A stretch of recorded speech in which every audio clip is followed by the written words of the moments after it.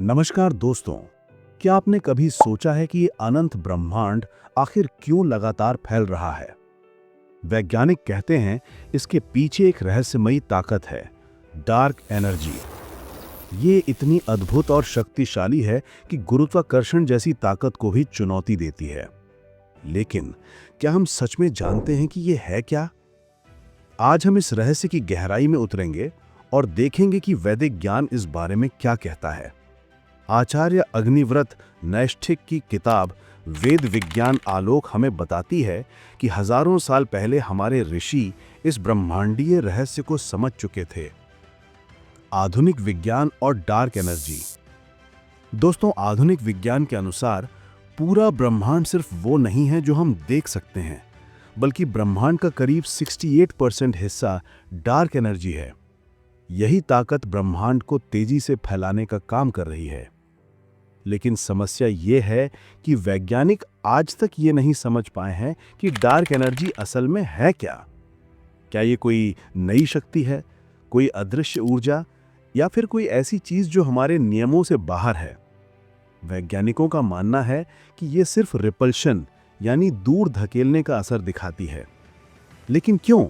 इसका जवाब किसी के पास नहीं है। यही नहीं, वेद विज्ञान आलोक बिग बैंग थ्योरी को भी चुनौती देता है। इसमें कहा गया है कि बिग बैंग से पहले समय और आकाश नहीं थे। यह दावा गलत है। सोचिए, अगर डार्क एनर्जी थी तो वो अचानक कहां से आई? क्या वो पहले से मौजूद थी या फिर बिग बैंग के बाद प्रकट हुई? आधुनिक विज्ञान इस रहस्य में उलझा हुआ है। अब आते हैं वैदिक दृष्टिकोण पर।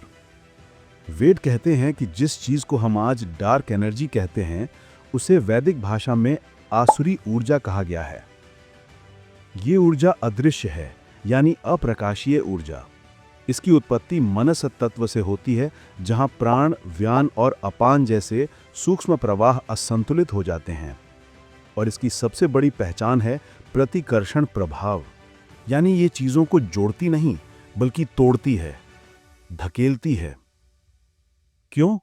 क्योंकि इसमें वो किरणें नहीं होती जिन्हें छंद रश्मियां कहा गया है।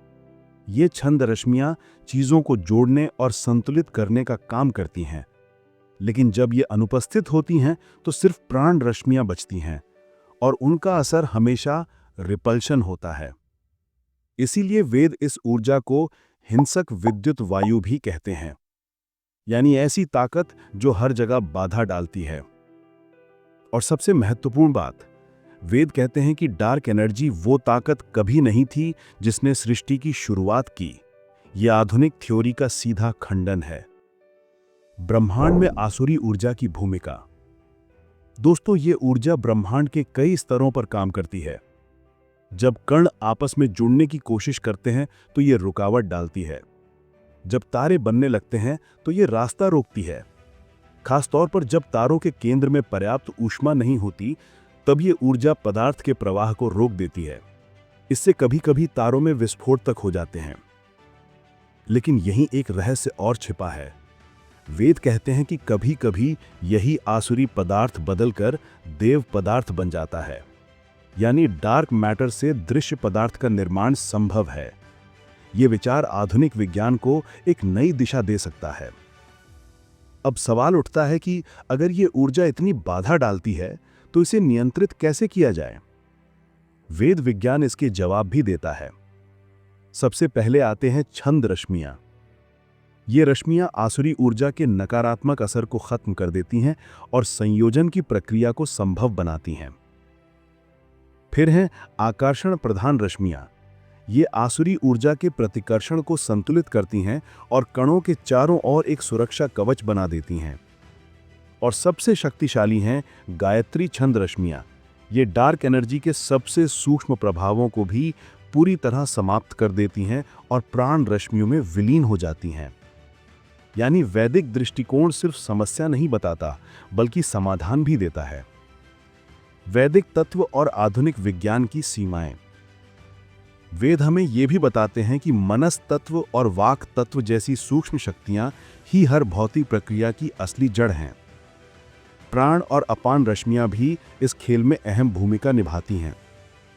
लेकिन आधुनिक विज्ञान इन बातों को नहीं मानता, क्योंकि उसका आधार सिर्फ प्रयोग और अवलोकन है। यही वजह है कि जब विज्ञान की सीमाएं खत्म हो जाती हैं, तब वैदिक ज्ञान एक नई दिशा दिखाता है। तो दोस्तों, तो साफ है कि हमारे प्राचीन ऋषि उस राज को जानते थे जिसे आज विज्ञान ढूंढने की कोशिश कर रहा है। वेद विज्ञान आलोक हमें सिखाता है कि ब्रह्मांड सिर्फ वही नहीं है जो हम देख सकते हैं, बल्कि इसमें ऐसी सूक्ष्म और अदृश्य शक्तियां भी काम करती हैं जिनके नियम हजारों साल पहले ही हमारे ग्रंथों में लिखे जा चुके हैं। तो क्या हो सकता है कि वैदिक ज्ञान ही डार्क एनर्जी जैसी पहेलियों को सुलझाने की असली कुंजी है? आपका क्या मानना है? अगर आपको ये वीडियो पसंद आया हो तो इसे लाइक कीजिए, दोस्तों के साथ शेयर कीजिए और चैनल को सब्सक्राइब करना ना भूलें। धन्यवाद। मिलते हैं अगले वीडियो में।